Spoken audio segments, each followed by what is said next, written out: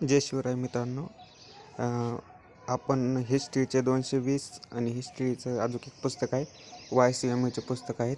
यातून आहे का नाही जसेच तसे प्रश्न आलेले आहेत. तुम्हाला हे पुस्तक अवश्य वाचायला पाहिजेत, कारण की यातून जसं ही घटनात्मक विकास ही पण खूप महत्त्वाचं आहे. राष्ट्रीय चळवळ, ब्रिटिश साम्राज्यवाद ही हिस्ट्री 320 आहे. अजून काही तुम्हाला दाखवतो महाराष्ट्रातील 356 पेजवर.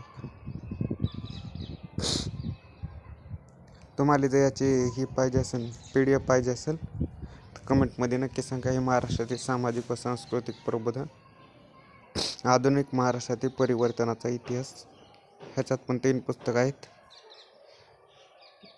पाहू शकता. काही 319 नंबरचं पुस्तक आहे, 310 नंबर सॉरी. ह्याच्यात ही दुसरा चॅप्टर आहे, हे सुरू करणार आहे मी आता. ह्याच्यातून पण जशाला तसे प्रश्न आलेले इथं. धर्मसुधारणापासून सुरू करणार आहे. धर्मसुधारण्याचा अर्थ व प्रकार इथं सांगितलेले.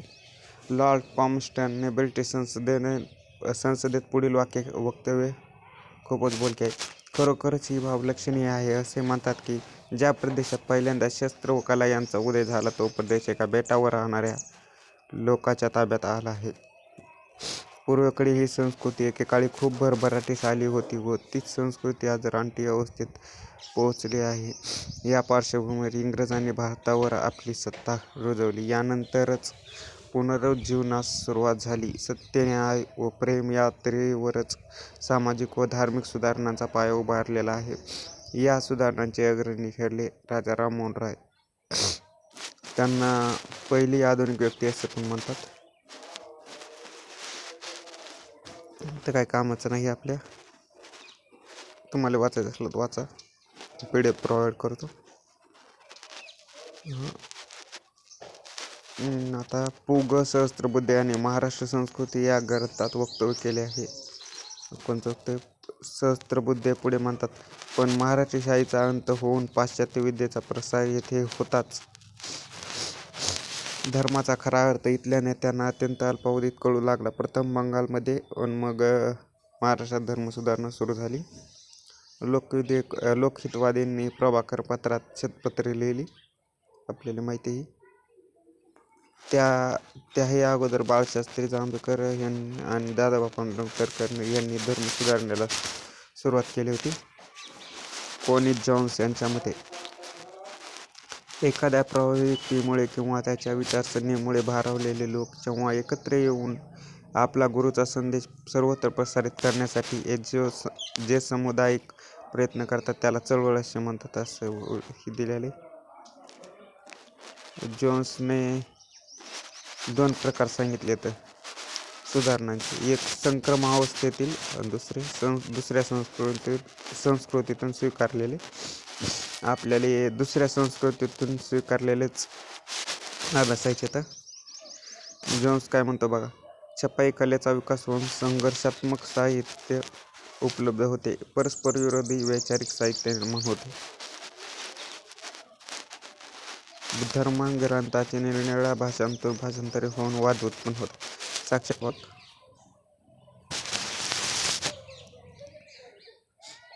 ज्ञानाचा स्वाभाविक संघर्ष भारताने साक्षरता वाढते, ज्ञानाचा स्वाभाविक प्रसार होतो, त्यातून वैचारिक संघर्ष जन्मतात. भारतात 1850 ते 1919 पर्यंत झालेल्या चळवळीने कधी ब्रिटिश संस्कृतीचा समावेश तर कधी सत्व जोपासणारे सांस्कृतिक स्वरूप टिकवून धरले. कोणत्याही प्रकारच्या सामाजिक धार्मिक चळवळीचा पाय हा तत्कालीन अनिष्ट परंपरेच्या निषेधावर व तीव्र मतभेदावर आधारित असतो. बघा ते काय म्हणते. कोणत्याही प्रकारच्या सामाजिक व धार्मिक चळवळीचा पाया हा तत्कालीन अनिष्ट परंपरेच्या निषेधावर, म्हणजे आपल्या बहुपत्नीत्व, मुरळी प्रथा, पुन्हा पुनर्विवाह नव्हता आपल्या इथं, त्या विरोधावरच पुढे धार्मिक सुधारणेचाच पाया सुरू, म्हणजे ह्याच्यामुळे धार्मिक सुधारणा सुरू झाल्या म्हणायचं काम. ह्यांनी तिकडलं सांगितलं रोमन कॅथलिक लेखामध्ये. आता ख्रिश्चन मिशनरीनी महाराष्ट्रात काय केलेलं आहे बघा. ईस्ट इंडिया कंपनीने व्यापाराबरोबरच हळूहळू सत्ता संपादन केली. बंगाल व त्यानंतर इतरत्र या सत्तेसोबत गुप्त ख्रिस्ती धर्मप्रसार सुरू झाला. पहिल्यांदा बंगालला सत्ता संपादन केली आणि पुन्हा धर्मप्रसार सुरू झाला. 18व्या शतकात धर्मगुरूंनी वैयक्तिक स्वरूपात हे प्रयत्न केले. बंगाली शिकले, धर्मग्रंथ भाषांतरित केले, पण त्यांना कंपनीचा अवघड. पहिल्यांदा त्यांना कंपनीचा पाठिंबा नव्हता. आपल्याला माहिती 1807मध्ये धर्मप्रसार डॉक्टर टेलरने एकमेव कार्य म्हणून करण्याचा प्रयत्न मुंबईत केला. बघा 1807ला आहे का नाही, डॉक्टर टेलरने मुंबईत प्रयत्न केला होता, पण त्याला गव्हर्नरने नकार दिला होता. तो सुरतेत, मग आता तो टेलर आहे का नाही सुरतेत गेला. जॉन्सन, हॉल, नॉट या 3 अमेरिकन मिशनऱ्यांनी 1812मध्ये प्रयत्न केला, पण त्यांना बंगालकडे हाकलण्यात आले. बघा जॉन्सन, हॉल, नॉट यांनी 3 जणांनी अमेरिकन मिशनऱ्यांनी 1812ला प्रयत्न केला होता, पण त्यांना गव्हर्नरने बंगालला हाकलून दिलं. परंतु जॉन्सन ब्रह्मदेशात, हॉल व नॉट बंगालनंतर मुंबईतच आले. बघा हे हॉल व नॉट हे एज्युकेशनमध्ये पण पुढे आहेत. गव्हर्नर जनरल एविन नेपियरने परवानगी दिली. 1813मध्ये नवा कायदा होऊन भारतात धर्मप्रसाराला परवानगी मिळाली. त्या कायद्यांना 1 लाख रुपये पण भेटले होते शिक्षणासाठी. प्रमाणात मिशनरी घुसले. अनेक स्थळी प्रेस्बिटेरियन चर्चेस, ख्रिश्चन मिशन जमल्या. Missionary church society for the promotion of Christian knowledge, the Anglican church society for the protection of Christian liberty, the Salvation Army, the London missionary society, the Baptist missionary, the Methodist and Scottish missionary society यांसारख्या देशभर कार्य करणाऱ्या missionary उता आला. 1818ला मराठा सत्ता संपली. एल्फिन्स्टनने मोठ्या धूर्तपणे महाराष्ट्रावर त्यांची सत्ता आणली, पण धर्मप्रसाराला बाजूला ठेवले. कारण की त्याला माहिती होतं धर्मप्रसार जर सुरू झाला तर ब्राह्मण मराठी काही शांत बसणार नाहीत. बुद्धिप्रमाणे वास्तव तारतम्य व व्यवहारवादी तत्वावर उभा असलेला ख्रिश्चन धर्म भारतीयांना आवडेल तेव्हा ते स्वीकारतील असं त्याचं म्हणणं होतं. तो त्यांच्यावर लादणे योग्य नाही असे एल्फिन्स्टन व जेम्स मिलचं म्हणणं होतं.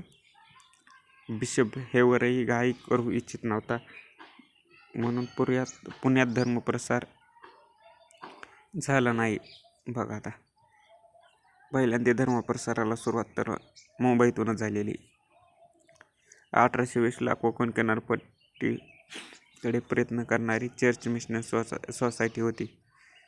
चर्च मिशन सोसायटीने 1820ला कोकण किनारपट्टीकडे प्रयत्न केले होते. 1822ला स्कॉटिश मिशनरी सोसायटीकडून डोनाल्ड मिचेल आला. त्यानंतर Robert Nasmith, Reverend John Wilson, Reverend Mitchell आले व त्यांनी महाराष्ट्रात धर्मप्रसार केला. हरणे बाणकोट येथे बायबल वर मराठी प्रवचने दिली जात. मराठी शिकून ते मराठी माणसाला धर्म सांगू लागले. 1819ला सेरामपूर इथं कलकत्त्याजवळ विल्यम कॅरेने संपूर्ण बायबल मराठीत भाषांतरित केले. आता हे मराठीतून ह्याला मदत करणारं कोण होतं हे मला सांगा. William Carrel. कारण की त्याला तर सगळं ॲक्युरेट बरोबर येणार नसणार झाली. मराठी ही एक जण होता त्यांना मदत करणारा विल्यम कॅरेलला. त्याचं नाव सांगा मला कमेंटमध्ये. 1808मध्ये, नाही तर मी लिहितो खाली कमेंटमध्ये वाचा म्हणा. 1808मध्ये डॉक्टर रॉबर्ट रेमंडने मराठी व्याकरण व शब्दकोश प्रसिद्ध केला. 1813 व 15 पासून तीव्र गतीने हिंदूंना बाटवून ख्रिश्चन करण्यात आला. 50 वर्षे गती टिकली. खेतवाडी व गिरगावला मराठी शाळा सुरू केल्या. बघा आता खेतवाडी आणि गिरगावला मराठी शाळा सुरू केलेल्या आहेत. गार्डन हॉल मशिनरीचे प्रभाव. गार्डन हॉलने मशिनरीचा प्रभाव वाढवला. 1824मध्ये मुंबईत मशिनरी मुलींची शाळा सुरू केली. 400 मुली शिकू लागल्या. पुढे स्कॉटिश मिशनरी ऑक्झिलरीने मिळून 65 शाळांतून 2700 विद्यार्थी शिक्षणाकडे वळवले. कोकणात शाळा काढल्या, बायबलचे अध्यापन केले, विद्यार्थ्यांना धार्मिक साहित्य मोफत दिले. ही माहिती आपल्याला.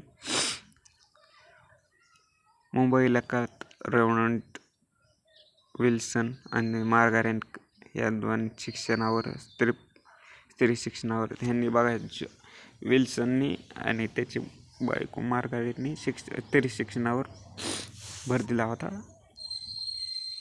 मराठी मिशन व चर्च मिशन सोसायटीच्या मुलींच्या शाळा वाढल्या. पारशी, गुजराती, मराठीतून शिक्षण दिले. ही संख्या 1827 300 तर 49ला 2000 झाली बघा. 1832 पासून इंग्रजी शाळा सुरू केल्या.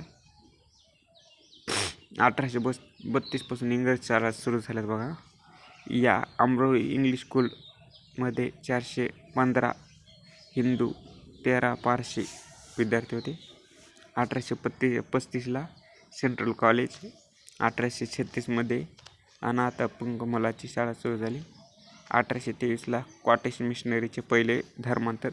1829ला बाणकोटच्या रामचंद्र या ब्राह्मणाचे दुसरे धर्मांतर व मुंबईत नारायण शेणवेचे तिसरे धर्मांतर घडून आले. 1831मध्ये विल्सनने 5 जणांना बाप्टिस्ट दिला. विल्सन बघा, त्या विल्सनने 5 जणांना बाप्टिस्ट दिला होता. 1836 काही मुलींना पुन्हा बाप्टिस्ता दिला आहे.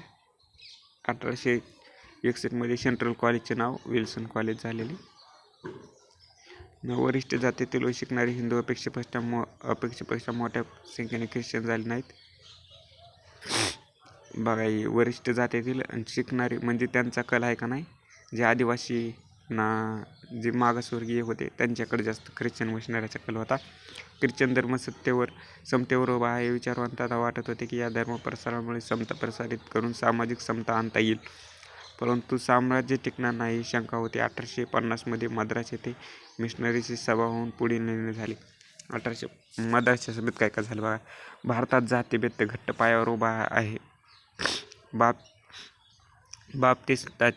बाप्तिस्मांच्या वेळी ख्रिस्ती होणारे लोक पूर्वीची जात ठेवली पाहिजे. म्हणजे ते बाप्तिस्ट जर झाले तर म्हणायचे की अगोदरची जात राहू दे आमची.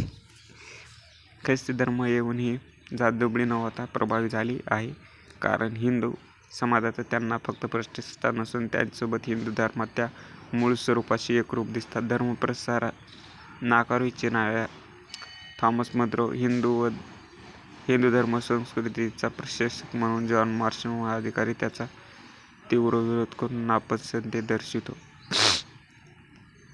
थॉमस मन्रोनी बघा धर्मप्रसाराला म्हणजे परवानगी दिलेली नाही. त्याच्यामुळं जॉन मार्शमन त्याचा विरोध करते. आणि एल्फिन्स्टनने पण धर्मप्रसाराला परवानगी दिलेली नाही. ख्रिस्ती धर्मियाचे धर्मांतर कार्य आता गतिमान झाले. एका प्रकरणी बॉम्बे समाचारने अग्रलेख लिहून फेब्रुवारी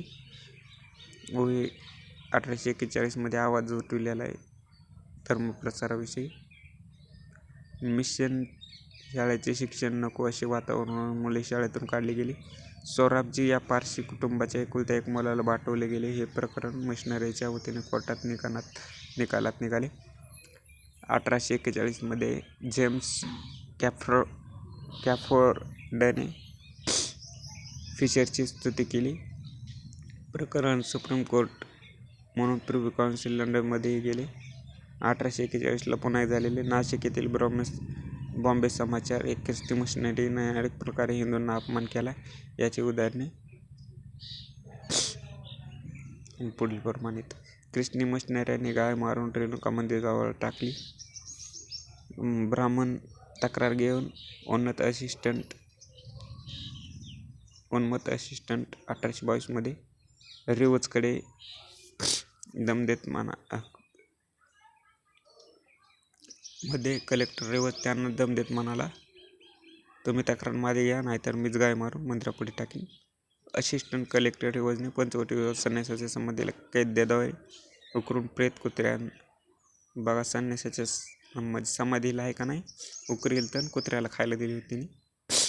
5,000 ब्राह्मणांना शिक्षा. बालाजी देवळात धर्मविधी करीत असता मिस्टरांनी प्राण्यांची हाडे फेकून व घाणेरडे पाणी ओतले होते. काय काय करीत होते काय काय माहिती. ब्राह्मणाच्या तक्रारीकडे पुन्हा दुर्लक्ष केले. शेवटी गव्हर्नरने तक्रार करून पुढे धर्मकार्य चालू करताच सरकारी अधिकाऱ्यांनी उन्नतपणे तेथे घोडे नाचवले. ब्राह्मणांनी चिडून त्यांना जबर चोप दिला, धडा शिकवला. पण न्यायालयाने ब्राह्मणांनाच शिक्षा व दंड ठोठावला. त्यामुळे सर जॉन कार्नॅकने सर्व ब्राह्मणांना सोडे. सरकार व मशिनरीचे असे हे संगनमताने होणारे धर्मप्रसार कार्य होते.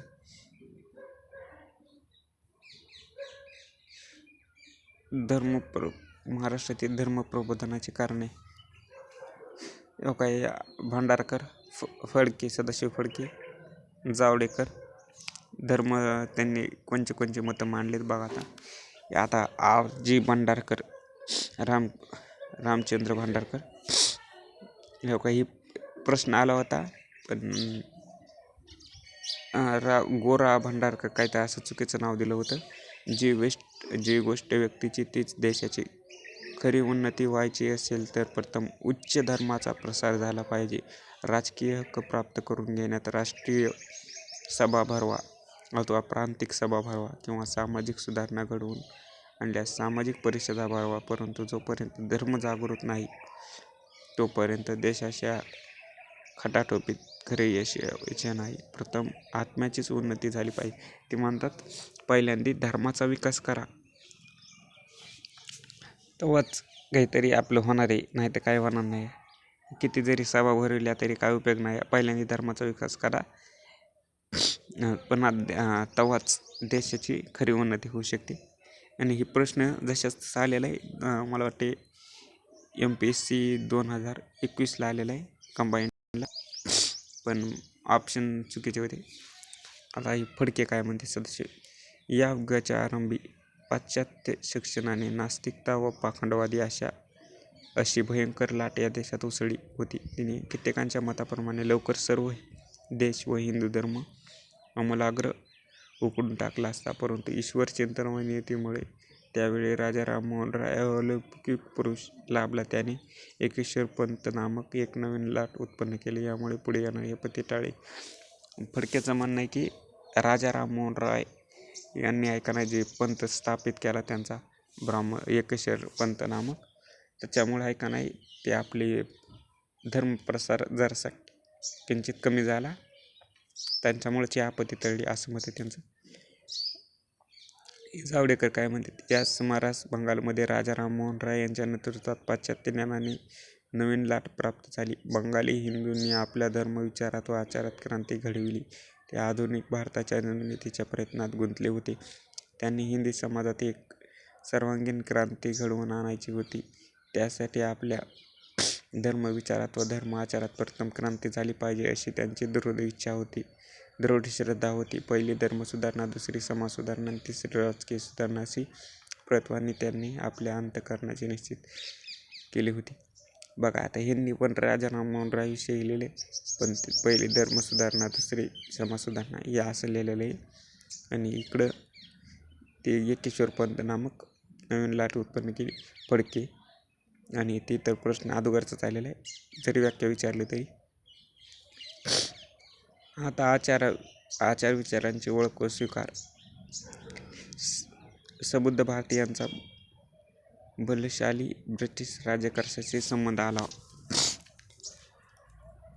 नवे आचार विचार, पाश्चात्य जीवन पद्धती, धर्म व जीवनाचा दर्जा उंचावलेल्या मूठभर भारतीयांनी ही माहिती घेतली. नवे वारे जन्मले. भौतिक सुधारणा. ब्रिटिशांनी त्यांच्या साम्राज्य व व्यापाराच्या दृढीकरणासाठी केलेल्या अनेक भौतिक सुधारणांमध्ये अनुकूल वातावरण तयार झाले. या भौतिक प्रगतीसमोर आपली अवनती स्पष्ट जाणवत होती. त्यातूनच जन्मलेली मरगळ घालवण्यासाठी भारतीय अस्वस्थ झाले व प्रबोधन घडले. वैज्ञानिक दृष्टिकोन. विविध क्षेत्रात पाश्चात्यांनी शास्त्रीय शोध लावले, वैज्ञानिक दृष्टिकोन अंगीकारला, नवीन मूल्ये जोपासली. या वैज्ञानिक दृष्टीत नवीन भौतिक दृष्टी काय भारतीयांना आशावादी वाटली व त्यांनी ती प्रसारित केली. संघटित धर्मप्रसार. ख्रिश्चन मिशनऱ्यांचा प्रभावी संघटित धर्मप्रसार, शिक्षण प्रसार इत्यादी कामामुळे बरेच भारतीय प्रभावित झाले व तेव्हा वाट लागला तसे कार्य सुरू केले. त्यांनी तसेच कार्य सुरू केले. शिक्षण उदारमतवादी मते ख्रिस्ती मिशनरी धर्मकार्य करत, सोबत शिक्षण उदारमतवादी वृत्तीची कामे करत. त्यांची प्रेरणा घेऊन पुनरुज्जीवनाची सुरुवात झाली. धार्मिक सुधारणा. हिंदू धर्माचे दोष दाखवून त्यावर ख्रिस्ती मिशनऱ्यांनी टीका केली. भारतीय परंपरांची अवहेलना केली. याला उत्तर म्हणून हिंदू धर्मात बऱ्याच सुधारणा हाती घेण्यात आल्या. स्वत्वाचा शोध सुरू झाला. सामाजिक व धार्मिक चळवळी. भारतीय धर्म अभ्यासून त्यातील अनिष्ट रूढी परंपरा कर्मकांड दूर करून मूळ धर्म तत्वावर चढलेला घातक अंधश्रद्धेची मुळे काढून टाकून सामाजिक धार्मिक सुधारणा सुरू झाल्यात. प्रबोधनाची पायाभरणी. बंगालमध्ये प्रबोधनाची पायाभरणी झाली. प्रबोधनाचे प्रथम बंगालमध्ये आणि नंतर देशभर पसरलेले. सुधारणावादी विचारसरणी कशी होती बघा आता. प्रारंभी पुनरुज्जीवनाची चळवळ केवळ एक बौद्धिक चळवळ होती. पहिल्यांदी बौद्धिक चळवळ होती. पुढे अनेक धार्मिक सामाजिक सुधारणा झाल्या. तसेच भारतीय राजकीय चळवळींनाही स्फूर्ती देण्याचे काम या प्रबोधनातून झाले. भारतातील धार्मिक सामाजिक चळवळी मुख्यतः 3 प्रकारच्या होत्या. बुद्धिवाद. प्रबोधनाच्या सुरुवातीच्या चळवळीत बुद्धिवादाच्या दृष्टिकोनातून विचार होऊन प्रचारित धार्मिक व सामाजिक जीवनात बदल करू इच्छिणाऱ्याला चळवळीचा समाज होता. पहिल्या ह्याच्यात ब्राह्म समाज, प्रार्थना समाज, पारशी धर्मातील सुधारणा चळवळी तसेच लोकहितवादी आगरकर कर्वे यांच्या सुधारणांचा अंतर्भाव होता. परंपरेचे जतन. दुसऱ्या ह्याच्यात परंपरा म्हणजे आता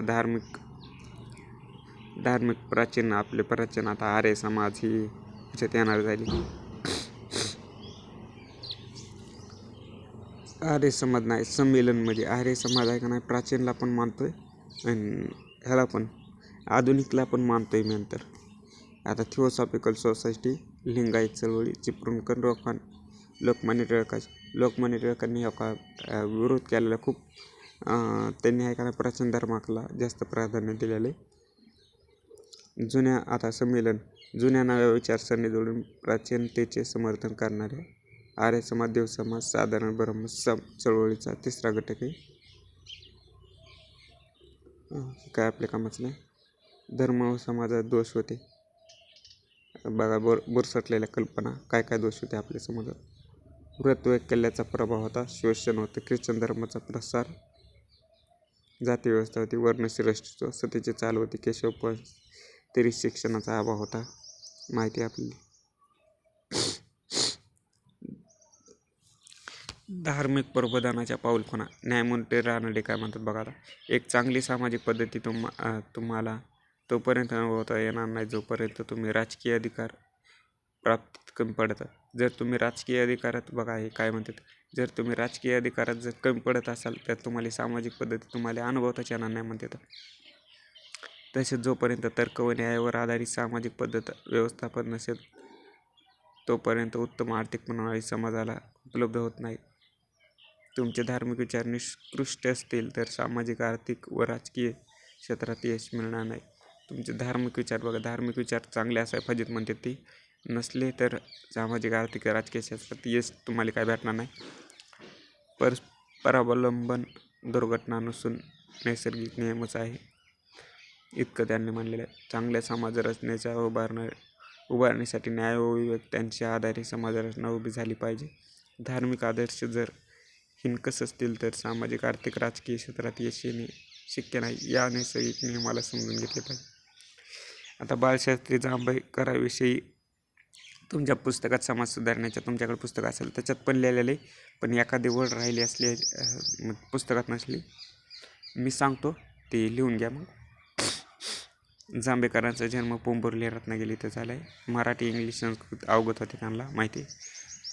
वडील गंगाधर शास्त्री यांना बघा ही आता ही वर्ण सदाशिव काशीनाथ उर्फ बापू छत्रेंनी ऐका नाही आधार दिला आणि बापू छत्रेंचा आधार लाभला होता. शिक्षणातला आहे त्यांच्या वडिलाला ऐका नाही गंगाधर शास्त्रीला बापू छत्रेंनी ऐका नाही मदत केलेली शिक्षणात, एवढं लक्षात ठेवा. कारण की या पुस्तकात नसेल कारण बाळशास्त्रीच्या वडिलाबद्दल कशाला देतील.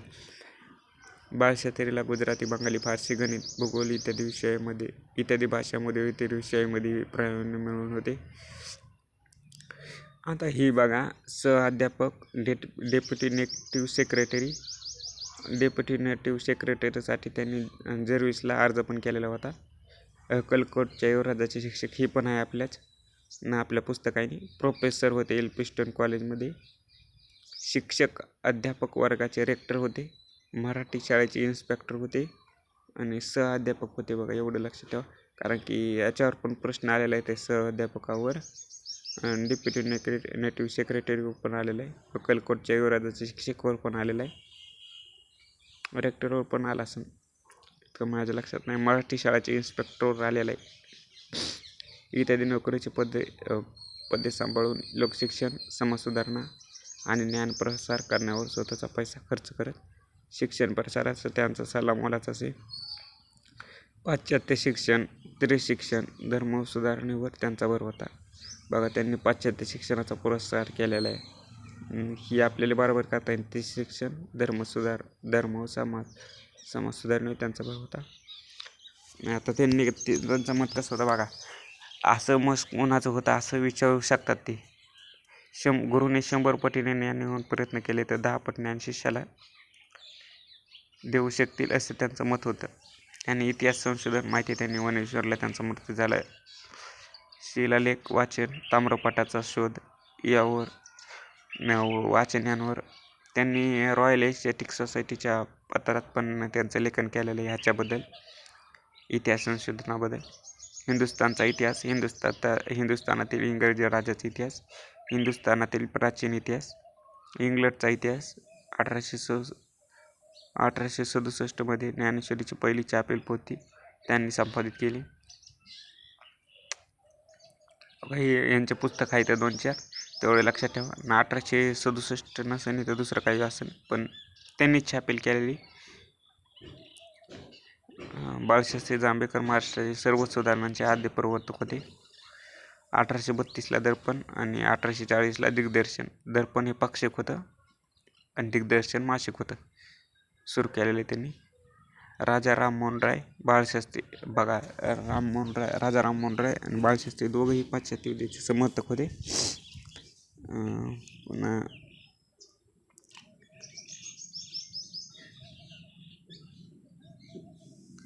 त्यांचं मत काय होतं बघा. कारण पाश्चात्य विद्येमुळेच अध्ययन अंधकार घालविता येईल असा त्यांचा विश्वास होता. ते म्हणत, पूर्वीचे ऋषीजन विद्यासंपन्न असून सर्व जन्म विद्यादानात घालवत त्यांचेच अनुकरण करून आपण येथील प्रजेमध्ये स्वदेशी अभिमान व स्वधर्म अभिमान रुजवला पाहिजे. बाळशास्त्रींनी फक्त उपदेश केला नाही तर त्यांनी धर्मांतराची शुद्धी करून त्यांना स्वधर्मात परत घेतले. आपल्याला माहिती शास्त्री प्रकरण, त्याच्यामुळे त्यांना कडवा विरोध पण सहन करावा लागलेला होता. झालं एवढंच आहे. फक्त ह्याच्यात काय लक्षात ठेवा. ते बापू छत्रेंनी त्यांच्या वडिलाला शिक्षणात मदत केलेली आणि त्यांनी कोणकोणचे पद उपभोगलेली. ती ज्ञानेश्वरीची पहिली छापील पोथी छापलेली त्यांनी आणि त्यांच्या पुस्तकं. आणि एवढंच महत्त्वाचं आपल्या पुस्तकात आहे दर्पण, दिग्दर्शन आणि व्याख्या कादंबरी जर पूर्वीचे ऋषीजन. ते दुसरा प्रयत्न परमहंस सभा. प्रार्थना समाज व परमहंस सभेच्या सुधारणा एकाच गटात मोडतात. कारण प्रार्थना समाजावर इंग्रजी, त्या परमहंस सभे ह्या दोघांवर इंग्लिशचा प्रभाव होता आहे. परमहंस सभा हे रूप विकसित होण्यास 1849 साली उजडावे लागले. त्याच्यापूर्वी ही दुर्गाराय मेहताजी चे कार्य दादोबा पांडुरंग तळखरकर, दिनमणी शंकर, दलपतराव भागोबा दामोदरदास यांनी सुरतमध्ये आहे का नाही मानव धर्म सभा सुरू केलेली बघा. 1842 साली दुर्गारायांनी ही पुस्तकात नाही बघा, आपल्या पुस्तक प्रसारक मंडळी कोणी सुरू केली, ही दुर्गाराव यांनी सुरू केलेली आहे. 1840मध्ये काहीच्या मध्ये 44मध्ये परमहंस सभा स्थापन झाली. श्रुतेस ख्रिस्ती होणाऱ्यांना पुन्हा हिंदू करणे, पुन्हा त्या सुशिक्षित तरुणांना आवाहन करणे असे कार्य चालू होते, पण त्यात त्यांना कमी यश लाभले. परमहंस सभा स्थापनेचे श्रेय दादोबा पांडुरंग तळखरकरांचे होते. ते व्यापारी परिवारात जन्मलेले, वाढलेले. बॉम्बे नेटिव्ह स्कूलमध्ये शिकून 1846मध्ये बाळशास्त्री जांभेकरांनंतर मुख्याध्यापक झाले. 1843मध्ये दादोबांनी धर्मविवेचन ग्रंथ लिहिलेला आहे. त्या ग्रंथाला 1848ला प्रसिद्धी लाभलेली. त्यांना दादोबांना मराठी भाषेचे पाणिनी पण म्हणतात. दादोबा पांडुरंग यांनी सुरतच्या मानवधर्म संस्थेची भूमिका मांडून ईश्वर निराकार आहे, नीतीपूर्वक ईश्वर भक्ती करणे हा खरा धर्म होय, विवेक बाळगून नित्यकर्मे करावी, सर्वांसाठी ज्ञान व शिक्षण आणि प्रत्येक मानवाला विचार स्वातंत्र्य आहे, मूर्तिपूजा करणे वेडगळपणा होय असं म्हणलेले बघा. या सभेचा प्रार्थना दिवस रविवार होता बघा. मानव धर्म सभेचा ऐका, प्रार्थना दिवस रविवार होता. ही अल्पजीवी सभा होती, त्यामुळे 1849ला परमहंस सभा स्थापित झाली. परमहंस सभेचे उद्दिष्ट काय आहेत बघा. जाती संस्था नष्ट करणे, मूर्तिपूजा करणे, मूर्तिपूजेला विरोध आहे, विधवा पुनर्विवाह, स्त्री शिक्षणाला महत्त्व व आधार देणे, दलित वर्गात शिक्षणाचा प्रसार करणे. दादोबांनी 7 तत्व प्रणाली मांडलेली. ते कोणची? सर्व मानवजाती एक आहे, सर्वांना योग्य प्रकारचे ज्ञान मिळावे द्यावे, आपले दैनंदिन कार्य तर्कसुसंगत व निरक्षर विवेकावर आधारित असावे, सर्व जगाचा धर्म एकच आहे, प्रत्येक व्यक्तीला विचार स्वातंत्र्य आहे, ईश्वर एकच असून त्याची भक्ती करावी, ईश्वरनिष्ठेतच खरा धर्म आहे, निष्ठा ही प्रेम व नैतिक वर्तनावर अवलंबून असते. आता ही प्रोफेसर जे.व्ही. नाईकांनी परमहंस सभेच्या धर्मस्वरूपाचे विश्लेषण करताना लिहिलेले आहे की दादोजींनी सर्व धर्मग्रंथांमध्ये शहाणपण व आध्यात्मिक विचार असतात. त्यांनी 1 ते 3 तत्वात खरा धर्म व 4 ते 7 तत्वात मानवी बुद्धिप्रमाण्याला उचलून धरले आहे. त्यातून सामाजिक गुलामगिरीचाही ते निषेध करतात. हंस निरक्षर विवेक करतो, तसा हा धर्मविचार मानणारा वागेल. बुद्धी व तर्काने ईश्वर तत्वाशी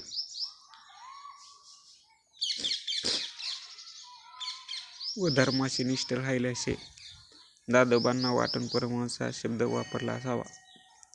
सभेचे सभासद येताना गुप्तता पाळत, नावे गुप्त ठेवत, विधी म्हणून जातपात न पाळण्याची शपथ घेत, ख्रिश्चनांच्या हातचा पावाचा तुकडा खाणे व त्यातील यादीत नाव नोंदविणे ही प्रक्रिया होती बघा त्या परमहंस सभेची. ही आजूक जे नाईक काय म्हणतात बघा. यांच्या मते प्रथम 2 वर्षे मुसलमानाच्या हातातून पाणी पिणे बंधनीय होते. बाबा पदमजी राघव भांडारकरांच्या लेखनात पण असे काही पुरावे नाहीत. सभासद एकत्र येत प्रार्थना विचार करत, विरचिक सभेला तर पूर्ण प्रांतातून सभासद यायचे. कर्मठांचा होणारा विरोध हे कारण गुप्ततेमागे असावे. भरपूर संख्या झाल्यावर समाजात उघडपणे वावरता येईल. राम बाळकृष्ण जयकरकडे सभा होत. राम बाळकृष्ण जयकरच्या इथं सभा व्हायची. इथं 1853ला मधील गिरगावची सभा, 1853ला गिरगावला एक सभा झाली. ती भांडारकरांच्या नेतृत्वाखाली झालेली होती.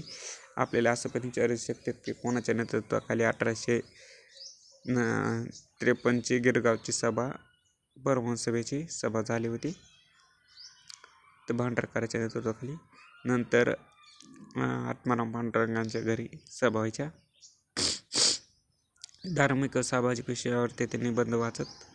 दादोबाचा परमहंसिक ब्रह्मधर्म हा वही संग्रह होता. तिथे ह्या सभेची स्मृती वय. पाध्ये जयकरांच्या मते पूर्वतयारी म्हणून दयाभक्ती, मनाचा मावळपणा व भायाचरणावर त्यांचा कटाक्ष राम बाळ कृष्ण जयकर कृतीवीर होते. आता त्या काळी समुद्र पर्यटनाला विरोध होता, त्याच्यामुळे राम बाळ कृष्ण जयकर हे इंग्लंडचा दौरा करून आले होते. आत्माराम पांडुरंग तडकरकर, दादोबा दादाभाई नौरोजी, नारायण विश्वनाथ मंडलिक हे सुधारणावादी तरुण संस्थेचा विस्तार करण्यासाठी धडपडत होते. अरुणोदय वृत्तपत्राच्या नोंदीनुसार बघा, आता ह्याच्यावर प्रश्न आलेला आहे, कोण कोण सदस्य होते. भिल चव्हाण, सल चव्हाण, लक्ष्मणशास्त्री हळवे, संग्रामशास्त्री ब्राह्मण, बाळशास्त्री शित्रे सारस्वत, मदन श्रीकृष्ण खत्री ही सदस्य होते. यात मोवी, संजय गिरी, तुकाराम तात्या पडवळे, सारस्वत भांडावळी सहभागी झाले.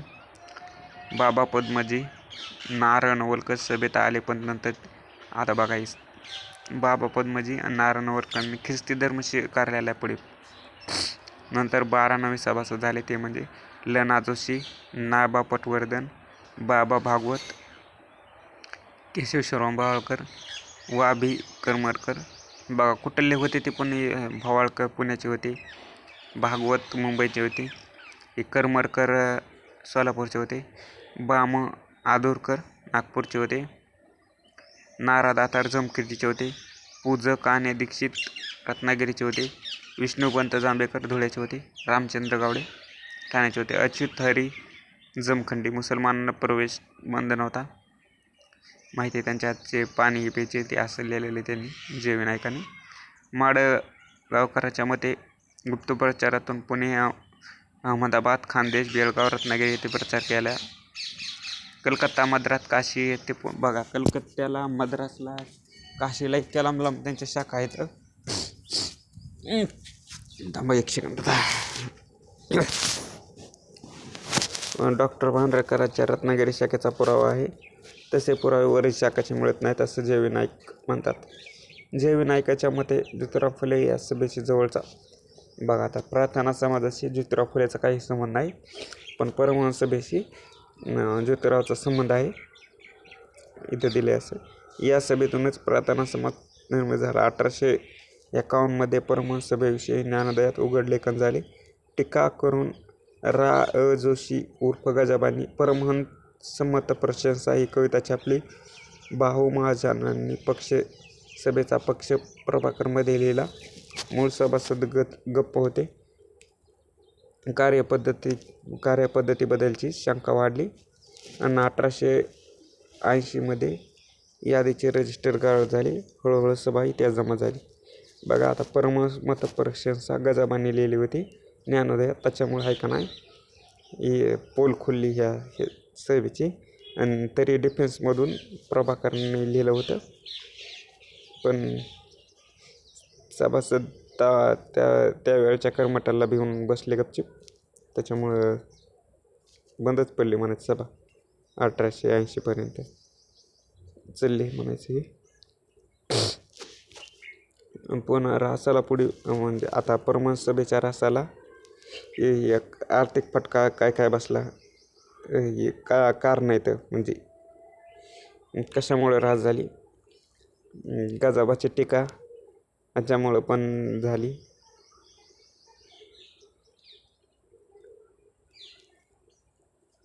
पण प्रोफेसर नाईक हे काय म्हणतात, आर्थिक कारण देतात. बघा, आता आर्थिक फटका बसलेला आहे असं कारण प्रोफेसर नाईकाने दिलेले. त्यांना शेअर बाजारात आर्थिक फटका बसला म्हणून या सभेचे आर्थिक आधारस्तंभ ढासळले. प्रसार कार्य मर्यादित राहिले. गुप्तता उघडपणा नसणे यातून शंका वाढ. गुप्त सदस्य याद्या सहभागींनी उघडपणा नसणे यातून शंका वाढत गेली. जनमताचा पाठिंबा घातला. जातीयतेचा भक्कम पाया होता. संशय वितरेपणा होता त्यांच्यात. चला, लोकहितवादी.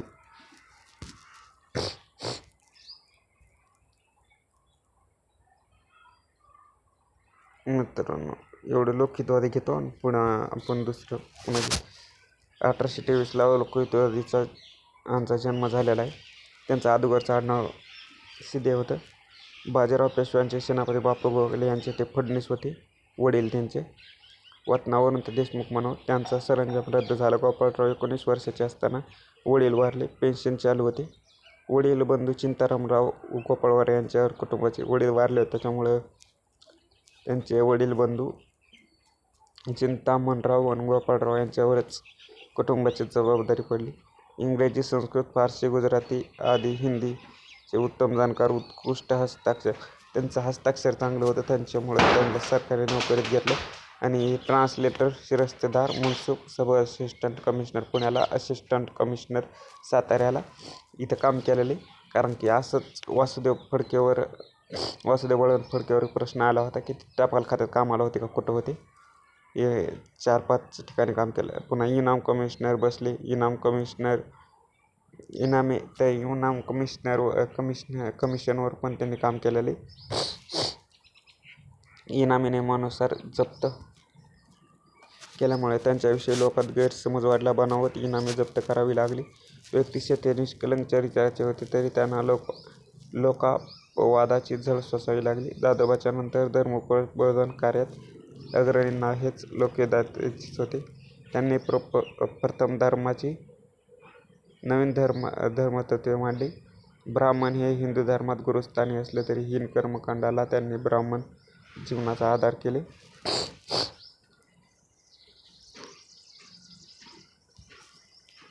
पुराणांच्या बाकडब कथा प्रभावी होत्या त्या काळी. ते वास्तव जग पाहून ओळखू शकणारे स्थितीत नसून अवतार घेऊन इंग्रजी लोकांचा संहार करील या कल्पनांचा प्रस्तुत करीत होते. बहुत्वाऐवजी ते विद्याशून्य बैलमूर्ख ठरले असे लोकहितवादी मानत. लोकहितवादींनी पाश्चात्य विद्येचं समर्थन केलेलं आहे.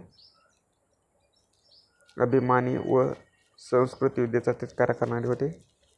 विदेश सेवा, विचार स्वातंत्र्य, ईश्वरभक्ती, त्रिपुरुष समानता, प्रवृत्ती मार्ग, गुणनिष्ठ, वर्णभेद, सत्याचरण, विद्यार्जन या संदर्भात सर्व मानवांना दर्जा समान मानत. धर्मतत्वांना उचित मानून ते पुरस्कार. धर्मतत्व बघाताही त्यांचा पुरस्कार केलेला त्यांनी. हिंदू व मुसलमान धर्मशास्त्रांच्या भागावर गोषवारा काढण्याचे काम त्यांना सोपवण्यात आले होते. 1863 स्मॉल जज बनले.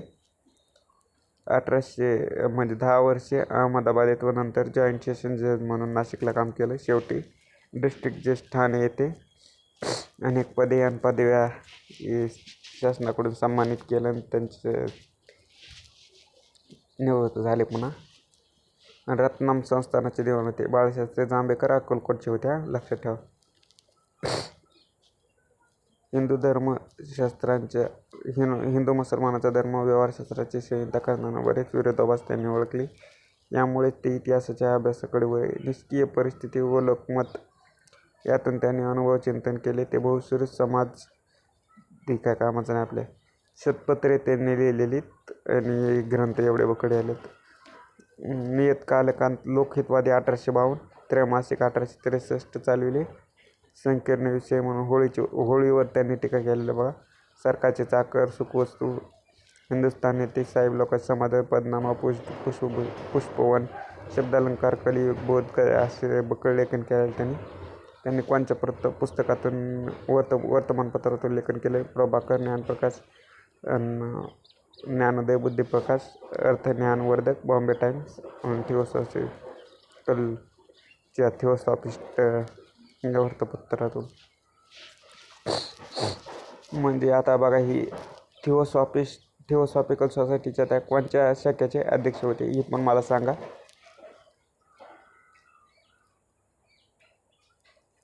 देशी मातोश्री मांडली व स्वदेशी प्रीती या पत्रात त्याचे वर्णन केले आहे. आपल्या कामाचं इथं काय नाही.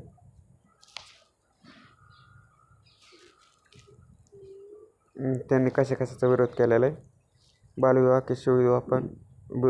केशवपण, पुन्हा सती जाणे, विधवा पुनर्विवाहाचा विरोध करणे यालाच विरोध केलेला आहे. म्हणजे विधवा पुनर्विवाहाला त्यांनी ही दिलेलं आहे, पाठिंबा दिलेला आहे. आणि ते 1865 ही स्थापन झालेली पुनर्विवाह मंडळी, त्याच्यात पण त्यांचं ही केलेलं आहे, म्हणजे त्यांनी सहाय्य केलेले असा प्रश्न आला होता.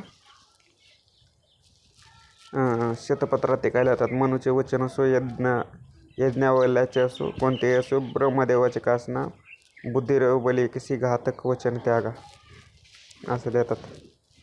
जा जन्मावरून न ठरता कर्मावरून ठरते असं म्हणलेलं. ही व्याख्या आहे बघा. त्यांचं एक चिंतन त्यांचं मत कसे बघा लोकहितवादीचं. हिंदू लोकांचा दृष्टिकोन निवृत्तवादी आहे. जीवितापेक्षा त्यांच्यात परलोकनिष्ठा आहे अधिक आहे. हिंदू समाजाचा निष्क्रियतेतला परंपरा साचेबद्ध जुना धर्म कारणीभूत झाला. समाजाची उभारणी कलिष्ठ व सुयोग्यावर व्हावी यासाठी धार्मिक विचार आचार सुसंगत व सदृढ असणे आवश्यक आहे. म्हणून धर्माचा साधक बाधक विचार केल्याशिवाय सामाजिक सुधारणेचा विचार परिपूर्ण होऊ शकत नाही. कालमहात्म्य करून हिंदू धर्माची सुधारणा करणे जरूर आहे. त्याशिवाय या लोकांचा परिणाम दिसणार नाही. 4 लोक ज्यांच्या मनात स्वदेशाचे कल्याण आहे त्यांनी एकत्र होऊन धर्मसुधारणा करण्यास प्रारंभ करावा हे मला बरे वाटते. धन्यवाद मित्रांनो. तुम्हाला जर पुस्तक पाहिजे असले तर खाली कमेंटमध्ये लिहा. मी आहे का नाही टेलिग्रामला प्रोव्हाइड करतो.